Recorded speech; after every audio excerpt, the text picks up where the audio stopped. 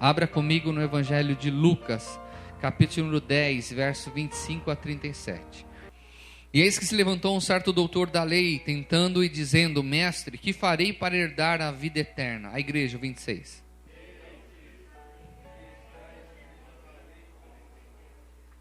E respondendo ele, disse: Amarás o Senhor teu Deus de todo o teu coração, de toda a tua alma, de todas as tuas forças e de todo o teu entendimento, e ao teu próximo como a ti mesmo.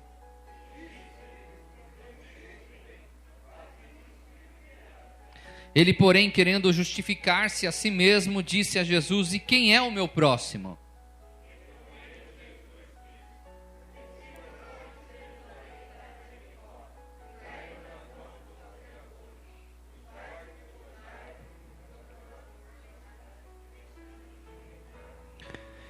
E ocasionalmente descia pelo mesmo caminho certo sacerdote, e vendo-o, passou de largo.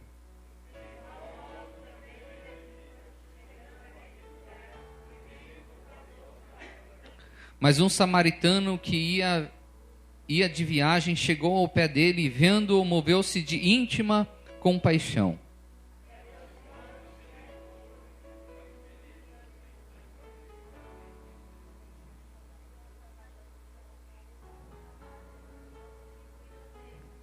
E partindo ao outro dia, tirou 2 dinheiros e deu-os ao hospedeiro, e disse-lhe: Cuida dele, e tudo que demais gastares, eu te pagarei quando voltar.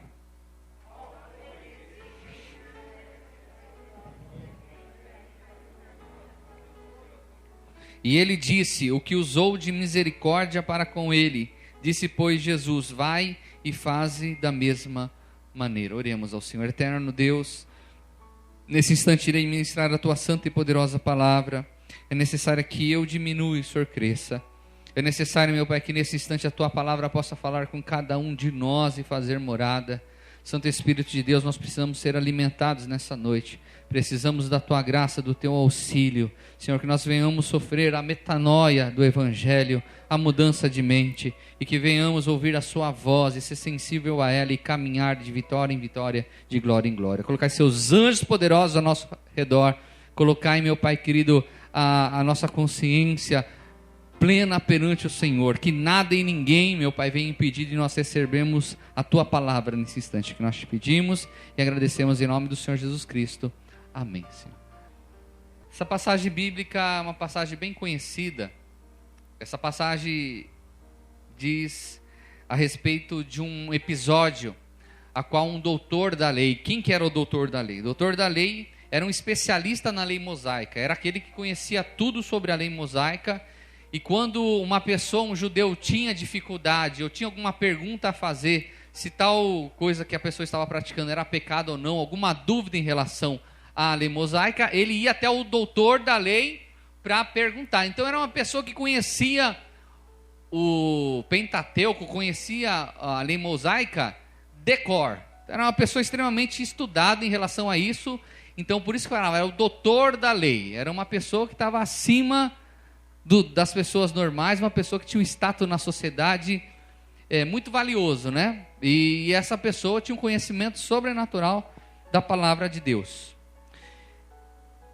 Vamos lá.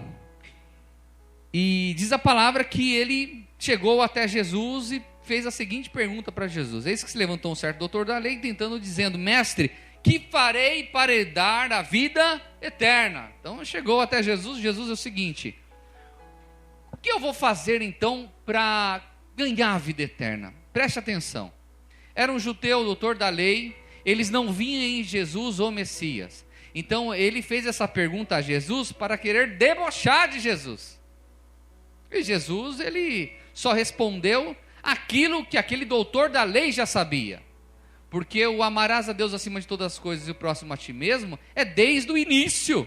É desde o Pentateuco, é desde lá atrás, né? Então eles já conheciam isso. Exatamente o que o Senhor, e ele fez essa pergunta para Jesus, sabendo que Jesus iria responder isso, e como ele se achando-se uma pessoa religiosa, que conhecia tudo, e na concepção dele, ele já amava a Deus acima de todas as coisas, ok? Na concepção do doutor da lei, ele já era uma pessoa acima das outras, então ele estava bem. E Jesus responde para ele. E respondendo ele, disse: amarás o Senhor teu Deus de todo o teu coração, de toda a tua alma, de todas as suas forças, de todo o teu entendimento, e ao teu próximo como a ti mesmo. E disse-lhe respondendo: bem, faze isso e viverás. Ele, porém, querendo justificar-se a si mesmo, disse a Jesus: e quem é o meu próximo? Veja bem, já estava respondido aquilo que ele queria. Já estava respondido, mas a intenção daquele doutor da lei não era ter o conhecimento através de Jesus, era querer debochar de Jesus. E aí ele faz outra pergunta: mas quem é o meu próximo? Se ele soubesse o que Jesus falaria para ele, certamente ele não faria essa pergunta, porque Jesus conta uma história. E aí ele conta a história de um certo homem, um certo judeu, que sai de Jerusalém e vai até Jericó. E no caminho de Jericó existem até hoje uma estrada bem sinuosa, né? Bem estreita. E naquela época existiam muitos salteadores, existiam muitos ladrões naquele local. Trabalhadores que trabalham no templo de Herodes. Quando terminou o templo de Herodes, muitos viraram salteadores e ladrões. Esses ladrões não faziam nada para os levitas, os sacerdotes, para os doutores da lei. Mas para aqueles que não tinham nenhum cargo eclesiástico, muitos deles eram assaltados. E ele conta este episódio que acontecia corriqueiramente naquele tempo. Então ele fala de uma história de um judeu que vai até Jericó. Indo para Jericó, ele acaba caindo na mão de salteadores. Esses salteadores não só o rouba, como também o maltrata, o espanca e deixa na beira do caminho, diz a palavra. Ou seja, ele estava agonizando naquele local. O que aconteceu? O primeiro a passar naquele local foi o sacerdote. Quem era o sacerdote? O sacerdote era um servo da lei. Ele trabalhava no templo, fazia os sacrifícios.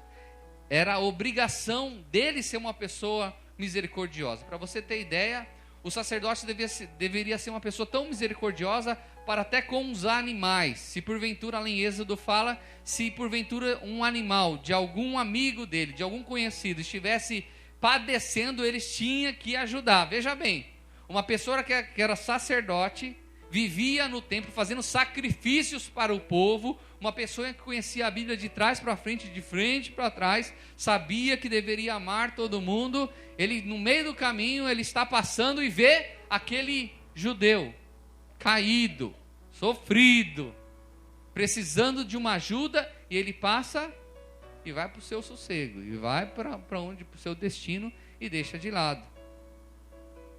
Só que depois passa uma outra pessoa, o levita. Quem era o levita naquela época? Hoje a gente fala que todo mundo que louva a Deus é levita, mas na realidade levita é aqueles que trabalhavam no templo. Então todos aqueles que faziam alguma função no templo, que liam a Torá, que tinham a função de ajudar o sacerdote, esses eram os levitas, que vêm da tribo de Levi, que conheciam também a palavra, conhecia qual eram os desígnios do Senhor. Também passou nesse caminho e viu este homem, fez alguma coisa? Não. Passou de largo. Depois vem o samaritano. Quem era o samaritano, pastor Alcova? Samaritano era um povo desprezado pelos judeus. Os samaritanos eram um povo que eram oriundos da onde? Eles eram judeus gentios. Então eram judeus que tiveram relacionamento com pessoas que não eram judeus, e era o povo samaritano, veio daí. E eles eram umas pessoas, uma raça desprezada pelos judeus. Para você ter ideia, os judeus eram proibidos de falar com os samaritanos. Os judeus tinham os samaritanos como uma raça inferior. E Jesus coloca o samaritano nessa história, para confrontar o doutor da lei. Olha, mas tinha um samaritano. Esse samaritano também passou pelo mesmo caminho, só que a atitude dele foi totalmente diferente. Qual foi a atitude dele? Mas um samaritano que ia de viagem chegou ao pé dele e, vendo, moveu-se de íntima compaixão.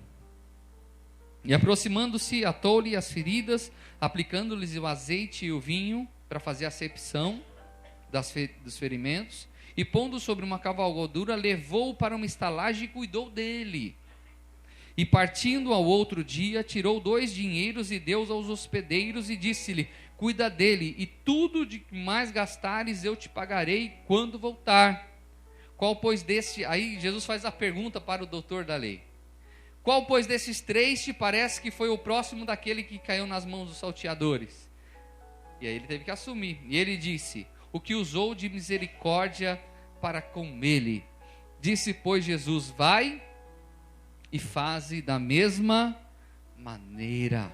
Glória a Deus pelo Senhor Jesus. Que sabedoria. Ele deu um tapa com luva de pelica, que a gente fala, né? O doutor da lei, com todo o seu status, ele teve que ficar pianinho, pois ele teve que concordar com o Senhor Jesus. Quantos ensinos que nós podemos tirar dessa parábola? Quantos ensinamentos traz para as nossas vidas? E alguns ensinos eu quero compartilhar juntos com os irmãos no dia de hoje. Amém, meus irmãos? Falei o contexto um pouco histórico, falei um pouco sobre a história, e eu quero tirar alguns ensinos para as nossas vidas aqui. Primeiro, Jesus, ele confrontou esse religioso com esta história. Jesus, ele usou algo da época para trazer uma verdade na vidinha daquela pessoa, para livrar aquela pessoa da religião judaica. Que preste atenção, para ele, doutor da lei, ele estava bem com Deus, estava ou não estava? Ele vivia lá no templo, auxiliando as pessoas que tinham dúvida, conhecia a palavra de Deus.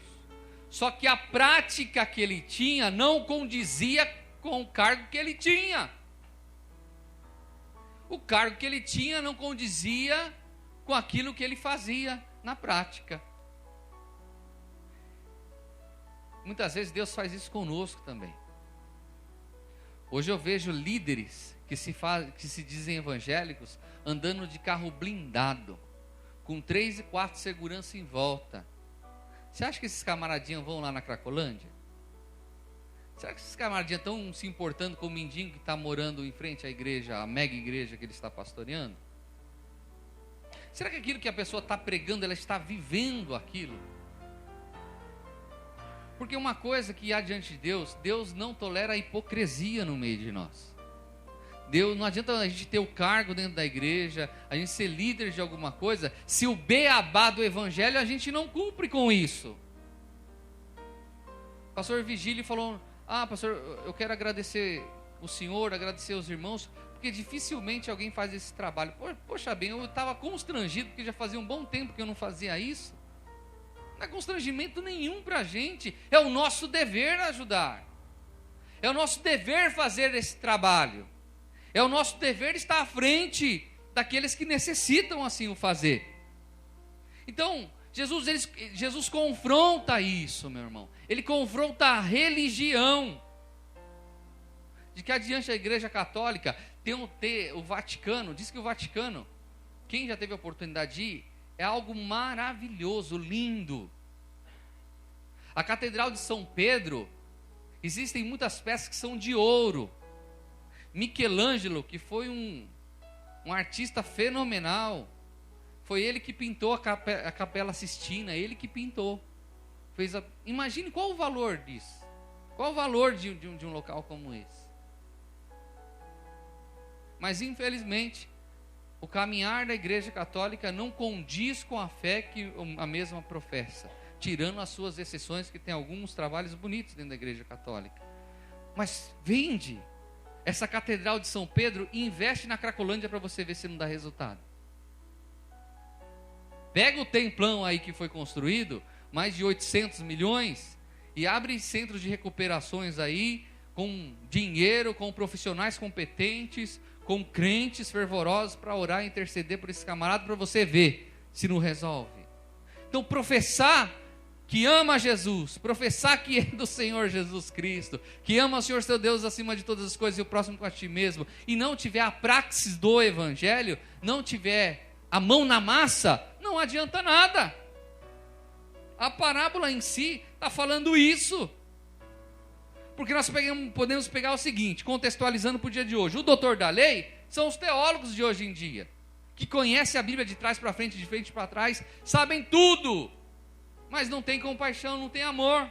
O sacerdote, pastores, líderes, apóstolos, apostilas, semideus, patriarcas, homens que têm a nomenclatura que é uma grande pessoa de Deus, só que não tem a compaixão pelas pessoinhas. Os levitas, todos aqueles que trabalham na obra de Deus, todos aqueles que, desde um cooperador a um diácono, todo mundo que tem um cargo dentro da igreja, se a gente não tiver enraizado em nós essa compaixão, esse senso de misericórdia para com as pessoas, é em vão o status que nós temos. Eu vejo pessoinhas que não têm cargo nenhum, que não têm ministério nenhum, e são grandes valentes para o reino de Deus. E aí também é um confronto para conosco. Deus não confronta a gente, porque muitas vezes, irmãos, aí a gente tem que olhar para o nosso lado também. Muitas vezes a gente acha, por estar na igreja, por aceitar a Jesus, por fazer a obra de evangelismo, que nós somos mais do que todo mundo. Diga assim, eu não vou generalizar, mas a grande maioria, eu vejo alguns crentes, e graças ao bom Deus, nessa casa de oração a gente está desprovido disso. Não tem, eu acho que a gente está sendo tratado pelo evangelho. Mas eu vejo algumas pessoinhas que é de certas igrejas, que ele se sente o super crente e a super crente. Quem já viu pessoas desse jeito? Aquela pessoinha parece que a gente até fica meio constrangido em estar do lado da... Quem já se sentiu assim? Sinceramente. A pessoa é tão santa, mas ela é tão separada para Deus, ela se faz o seu marketing, mas tão bem feito esse marketing pessoal, que a gente sente que essa pessoa é mais do que os outros. E aí tudo que aconteça na vidinha da pessoa é porque é Deus na vida dela. Se um milagre acontece com uma outra pessoinha que não professa a fé dela, ela não fala que é Deus. Ou é coincidência, é sorte, ou é o inimigo que ajudou aquela pessoa. Muitas vezes, preste atenção que eu vou falar para vocês, a gente nos coloca no quadradinho de Jesus. A gente acha que Jesus só está olhando para a gente. É só a gente que é abençoada, a graça divina do Senhor, só que só alcança a nossa vida. Meus irmãos, eu quero te falar, Deus ama todo mundo. É que nem todos teve a revelação de quem é o Senhor Jesus Cristo. Nós não podemos discriminar ninguém. Tem alguns episódios que eu vi, que a gente vê a bondade e a graça de Deus. Um desses episódios é o que aconteceu em 2004, no tsunami que teve lá no Índico, na Indonésia. Os pais, junto com 2 filhos, foram apartados dos filhos naquele tsunami. Os pais sobreviveram e os filhos, para eles, já havia morrido, né? Neste ano de 2014, um dos tios dessa menina, chamada Jamar, que foi levado pelas ondas a 300 quilômetros de distância do local onde tinha sumido, andando na rua, olhou para uma menina e assemelhou aquela afeição com a sobrinha dele. E aí foi perguntar para a menina e para a família que estava acolhendo quem ela era. Ela contou a história e era a sobrinha dele.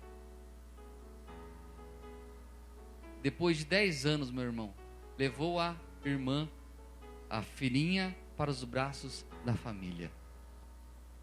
São cristãos? Professam Jesus Cristo como Senhor? Não, são muçulmanos. Quem me fala que não é a graça de Deus sobre a vidinha dessa criança e dessa família?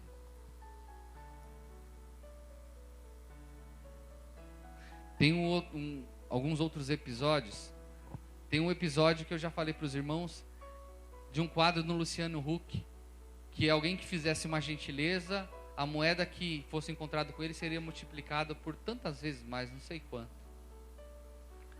E era o seguinte, era Augusta, e o carro, tinha o ator, e todo esse ator estava fazendo um trabalho, estava simbolizando um pedestre. Porque o que é certo hoje em dia? Quem dirige? Se você vê um pedestre pisar na faixa, você tem que parar o carro. E a grande maioria não respeita isso. E ele várias vezes tentando, o Luciano Huck caracterizado, né? Tentando passar e não conseguia. Aí teve uma hora que ele pisou na faixa e o carro parou, maré. Parou de trás do poste, assim, da esquina, saiu a bandinha. Pom, pom, pom, pom, pom, pom, pom, pom, pom. O cara assustado, não entendendo nada. Aí o Luciano se apresentou, todo mundo, e ele ficou tremendo assim. E aí, meu amigo, tudo bem? Aí contou o que estava fazendo. E aí ele falou, não, eu estou desempregado, o rapaz falou, eu estou desempregado numa situação de vício, eu estou ajudando a minha irmã. Minha irmã, ela tem, se eu não me engano, era um depósito de água ou de gás, um negócio assim. E eu estou ajudando ela, inclusive, ela me deu um monte de moeda para eu trocar. Aí o Luciano não acreditou, mas aonde? Meus irmãos, tinha um pacote assim de moeda. Deu, acho, quase 40 mil reais, né? É ou não é a graça de Deus sobre a vidinha daquela pessoa? Precisa fazer um terror. E aí, você é crente? Está indo na igreja dar o dízimo? Está ofertando? Porque entenda isso, eu quero que vocês compreendam isso. A graça de Deus não está limitada a servir a Jesus. Ah, pastor, então é o seguinte, já que não é, para que eu ficar vindo na igreja então? Para que então eu ficar indo de manhã? Fui de manhã lá em Itaquá, já vim para cá. Ô pastor, então se Deus ama todo mundo, meus irmãos, você está servindo a Deus por troca ou porque você o ama? Eu sirvo a Deus porque eu amo. Tem um pregador que falou o seguinte, eu achei interessante, eu amo tanto, ele falou assim, eu amo tanto Jesus, se falar que Jesus está no inferno, eu fico no inferno com Jesus.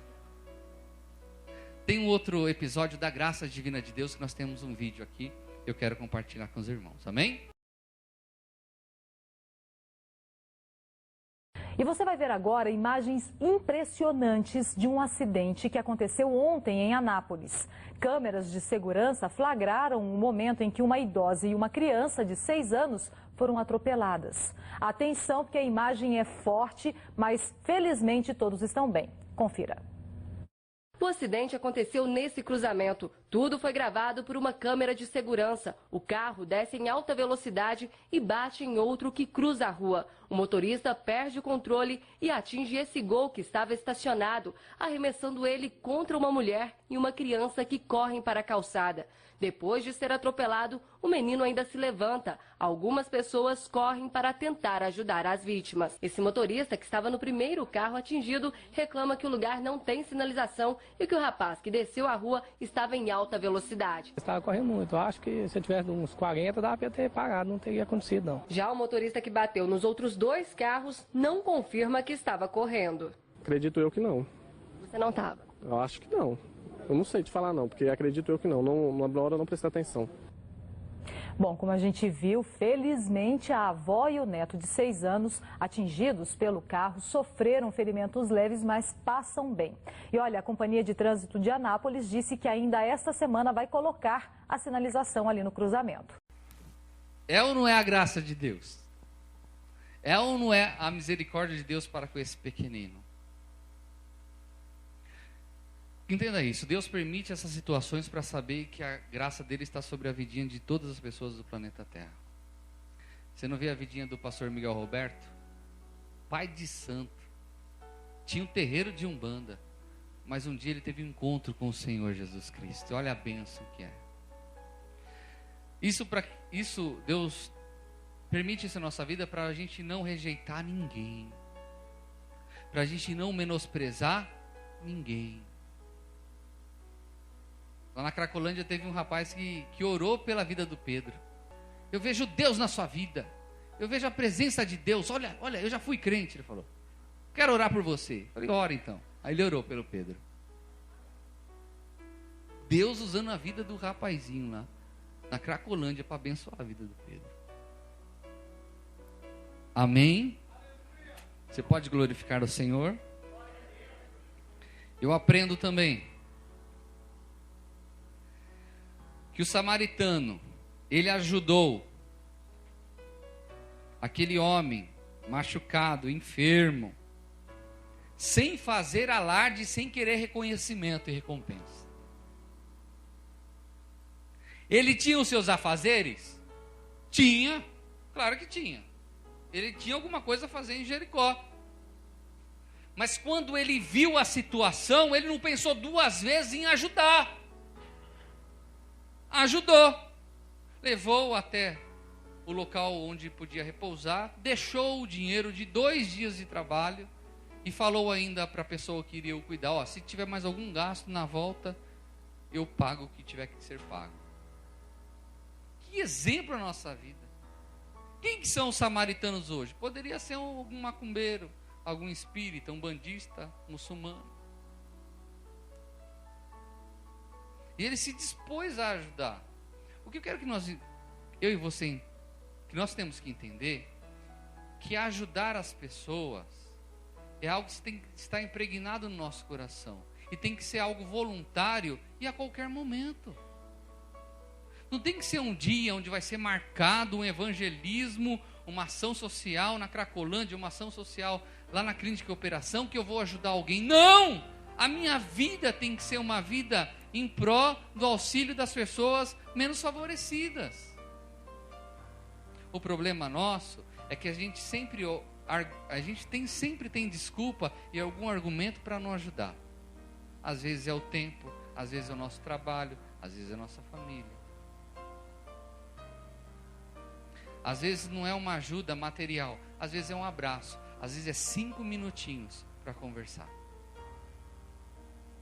No pastorado a gente sempre tem isso. Ô pastor Alcova, estou passando por isso, tem como ajudar? Tem. Se não dá na hora eu marco para ir. Mas sempre tem. Eu falo, não consigo, não posso. Não é assim.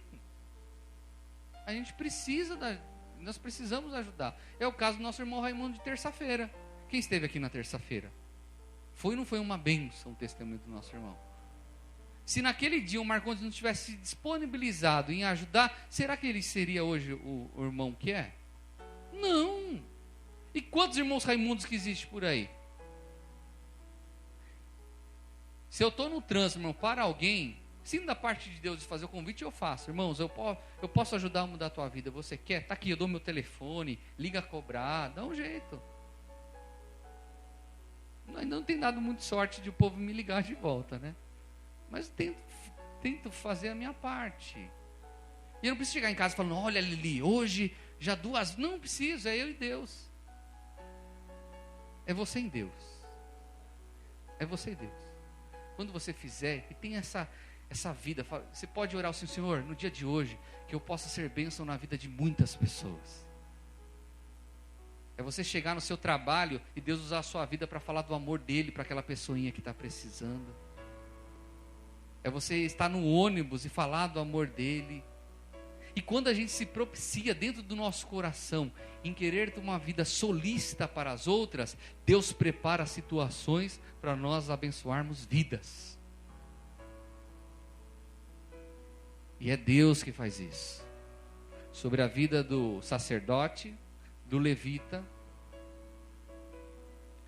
Deus estava propiciando para eles a oportunidade de vivenciar aquilo que eles pregavam, a ajudar o rapazinho. Eles não viram isso. Eles viram essa pessoinha, ou esse judeu, esse irmão deles, como um estorno. Não, porque a pessoa olha e fala assim, não, vai me ocupar tempo, não vou ter paciência, vai me dar... Não, Deus sabe que eu tenho mais o que fazer. Deus permite situações na nossa vida para ver qual que vai ser as nossas atitudes perante Ele. Amém, meus queridos? Aquilo que eu já falei, Deus muitas vezes não vai vir com as vestes resplandecentes diante de nós, não. Ele vai vir através de um mendigo. É importante a gente saber, se a gente não adianta a gente ter cargo e conhecimento, se não tivermos amor nem compaixão. Abra comigo em Mateus 20, verso 25 ao verso número 28. Essa parábola do bom samaritano, ele está diretamente relacionado com essa verdade bíblica que eu vou acabar de ler. Uma coisa complementa a outra. E se nós entendermos os ensinos do bom samaritano, entendermos também sobre essa passagem bíblica, certamente nós vamos ter uma vida ricamente abençoada pelo Senhor. Preste atenção. Então Jesus, chamando-os para junto de si, disse: bem sabeis que pelos príncipes dos gentios são estes dominados, e os que os grandes exercem autoridade sobre eles. Ok? O que Jesus está falando assim? Os filhos de Zebedeu é o título dessa passagem bíblica. Certa vez chegou uma mulher para Jesus, dos filhos, de Zebedeu, e falou assim: Senhor, olha só tem pessoas que são ousadas. Tem pessoas que são ousadas. E eu não tiro, assim, a qualidade de ousadia dessa mulher. Olha o que ela foi pedir para Jesus. Presta atenção. Muitas vezes a gente lê a Bíblia e lê assim que a gente nem presta atenção no que a gente está lendo, né? Olha o que ela pediu para Jesus. Presta atenção, verso 19 em diante. E o entregaram aos gentios para que dele escarnecesse e açoitem e crucifiquem, ao terceiro dia ressuscitará. Jesus está falando dele.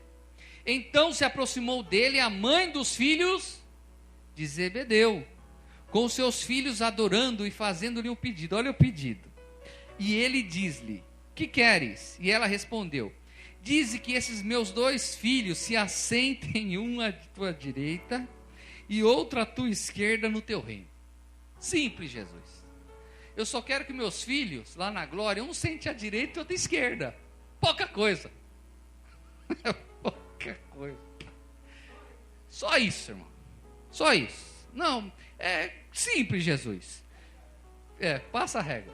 O dia que o Senhor for para a glória, leva os meus 2 pequeninos, crianças boas, leva para junto. Não precisa dar uma mula do ano não, nem uma jumenta 0 quilômetro, nem uma casa aí muito boa. Olha, faz o seguinte, príncipe também, você também rei aqui de Israel, não precisa. Quando coloca uma direita ou uma esquerda para te auxiliar e está tudo certo. Aí Jesus, respondeu. Jesus, porém, respondendo, disse: não sabeis o que pedis. Podeis vós beber o cálice que eu de beber e ser batizado com o batismo que sou batizado? Está falando da crucificação. Diz ele: podemos. E quando Jesus fala no verso 25? Então, na sociedade daquela época, como é a sociedade de hoje, existem pessoas que mandam e outros obedecem. É ou não é? É normal isso. Então tem um juiz, você vai ter os advogados, os promotores que obedecem. A lei também exerce autoridade sobre o juiz. Dentro de uma empresa tem um patrão e tem os funcionários, que tem a subordinação e assim por diante. Só que no reino de Deus é totalmente diferente. Preste atenção. Versos 26. Não será assim entre vós, mas todo que aquele quiser entre vós fazer-se grande, que seja vosso serviçal. E qualquer que entre vós quiser ser o primeiro, que seja vosso servo. Olha o verso 28. Bem como o Filho do Homem não veio para ser servido, mas para servir e para dar a sua vida em resgate de muitos. Olha só. A ideia principal desse ensino, servir. Olha a parábola do bom samaritano. Servir e ter compaixão do próximo. Jesus está falando: olha, no meu reino, aqueles que quiserem fazer parte do meu reino, não é conforme este mundo. Porque hoje, política é uma raça que só Jesus. Ninguém vai para Marina Silva. Agora que ela está lá em cima, você vai ver o que vai aparecer de gente em cima dela. quando ele estava lá no Seringuel, lá no meio do Manaus, lá, de Manaus, com o Chico Mendes, tomando picada, doente, quanta gente a perseguiu. Muitas vezes o ser humano, a gente quer tratar bem aqueles que podem oferecer algo para a gente. E às vezes inconscientemente a gente faz isso. Tá, a irmã Helene Cabeleireira, a irmã Elisa, eu acho que vocês veem muito isso. Quando os cabeleireiros vão naquela Hair Brasil e vê aqueles meio homem cortando o cabelo, esse é o cara. Às vezes a gente quer ter status e reconhecimento daqueles que têm algum cargo dentro da sociedade. E a gente despreza aqueles que não têm cargo nenhum dentro da sociedade. No reino de Deus é diferente. Aquele que quer ser o maior, que seja o menor. Preste atenção, Jesus não veio para ser servido, Ele veio para servir. Aqueles que servem ao Senhor, não veio para ser servido, veio para servir. Quando eu tenho essa verdade dentro do meu coração, eu compreendo isso, a minha vida perante Deus está resolvido. Sabe por quê? Se eu tenho a consciência que nessa vida eu estou para servir e não ser servido, tudo que o Senhor me der é bônus para a minha vida. Até o ar que eu respiro é bônus de Deus. A família que eu tenho é um bônus que Deus me deu. A casa que eu tenho, a cama que eu tenho para dormir, o trabalho que o Senhor tem me dado, o meu trabalho, as bênçãos que o Senhor tem feito, tudo isso é um bônus ainda.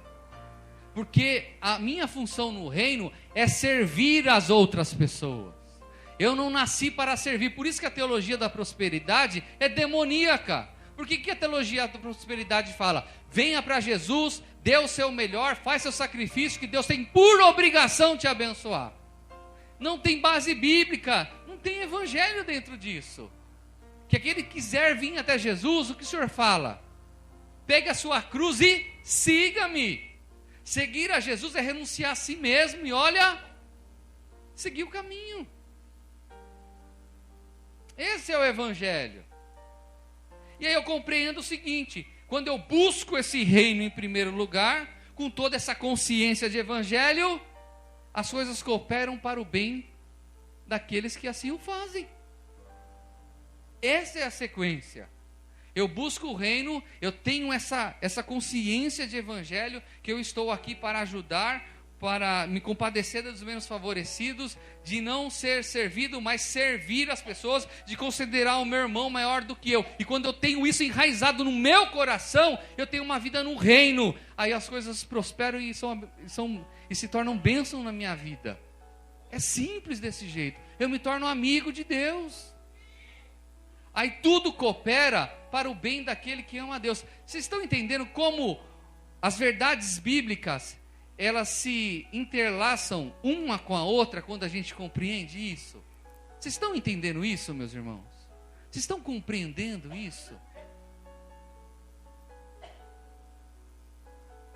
Qual é a nossa recompensa então, pastor Ocorro? Primeiro, que a graça do Senhor nos basta. A graça do Senhor nos basta. Saber que nós somos amados pelo Senhor Jesus Cristo já bastaria para a gente servir ao Senhor até o último fôlego de vida nessa terra. Só que nós temos que compreender algo, irmão Valdir, que nessa vida a gente veio para servir e nós somos peregrinos nessa vida. Essa terra, nós não somos deste mundo, não é isso que a palavra fala? Tem uma irmã que foi ser assaltada, ela falou para o ladrão: eu não sou deste mundo. O ladrão ficou com medo, é um ET, saiu correndo. Nós não somos deste mundo. Para finalizar, abra comigo em 1 Coríntios, capítulo de número 2, verso de número 9. Quem está compreendendo a mensagem de hoje, meu irmão? 1 Coríntios 2, verso de número 9. além de nós, entenda isso, quando a gente tem a consciência do que é servir a Jesus, de ter intimidade, como bem o Cavalieri falou, de ter experiências com o Senhor, de caminhar com Deus, de sentir a alegria do Pai, de ser apaixonado pelos irmãos, ser apaixonado pela obra de Deus, além dessa alegria inundar o nosso ser, de sermos abençoados com Deus, o melhor de Deus ainda está por vir. Olha o que Paulo fala para os irmãos de Corinto. 1 Coríntios 2:9. Mas como está escrito, as coisas que o olho não viu e o ouvido não ouviu e não subiram ao coração do homem, são as que Deus preparou para os que o amam. Vamos repetir todos juntos? Vamos lá? Mas como está escrito, as coisas que o olho não viu e o ouvido não ouviu e não subiram ao coração do homem, são as que Deus preparou para que os amam.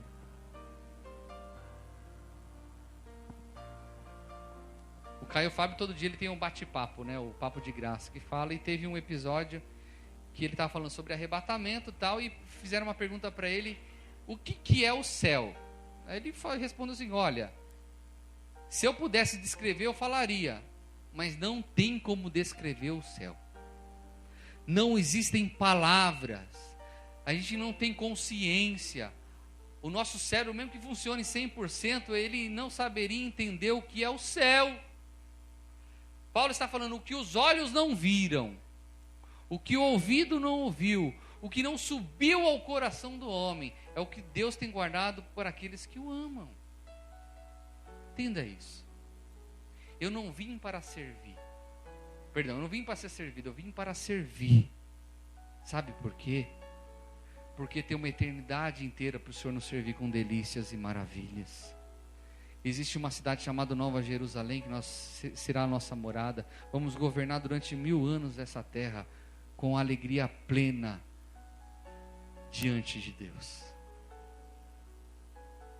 Por isso, por mais que nós façamos para Ele nessa vida, é pouco perto do que Ele tem guardado para nós.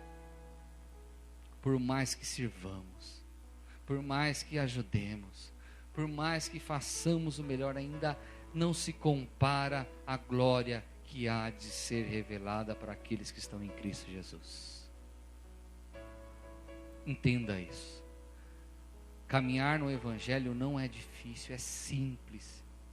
Por isso nós não podemos deixar ninguém nos enganar. Ninguém pode enganar a gente. Nenhuma doutrina humana, nenhum dogma humano, nenhum líder que se diz carismático. Ninguém. Caminhemos no Evangelho de Jesus, cumprindo com a simplicidade que Ele nos traz, para vivermos sempre o melhor de Deus. Se coloque em pé nesse instante. Glória a Deus. Amém, meus irmãos? Quem quer servir aqui, meu irmão? Quem pode falar, Senhor, eis-me aqui. Eu quero servir ao Senhor. Deus está à procura de verdadeiros adoradores.